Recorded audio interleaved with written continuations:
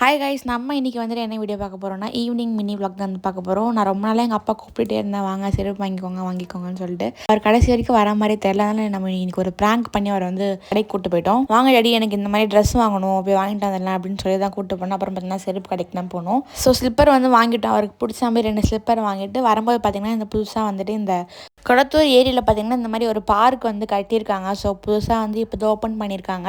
அதனால் நானும் அப்பா வரும்போது ஒரு விசிட் பண்ணிட்டு வரலாம் அப்படின்னு சொல்லிட்டு அந்த பக்கமாக வந்து போயிருந்தோம். புதுசாக ஓப்பன் பண்ணியிருக்காங்க. நான் இதான் ஃபர்ஸ்ட் டைம் வந்து போகிறேன். நீங்கள் கொளத்தூர்லேருந்து இந்த பார்க்குக்கு வந்து வந்திருக்கீங்களா, போயிருக்கீங்களா இல்லையா அப்படின்னு சொல்லிட்டு கமெண்ட் செக்ஷனில் கமெண்ட் பண்ணுங்கள். ஆனால் இந்த பார்க்கில் நிறைய புதுசாக டிஃப்ரெண்ட்டான ஸ்டாச்சூஸ்லாம் வந்து வச்சுருக்காங்க. ரொம்பவே பார்க்க நல்லா இருக்குது. ஸோ நானும் அப்போ ஒரு வாக்கிங் மாதிரி ஃபுல்லாக வந்து சுற்றி பார்த்துட்டு இந்த ஃப்ளைஓவர் மேலே மெட்ரோ எல்லாமே வரப்போகுது இல்லையா, ஸோ அதனால் பார்க்கவே நல்லா இருந்துச்சு ப்ளசண்ட்டாக.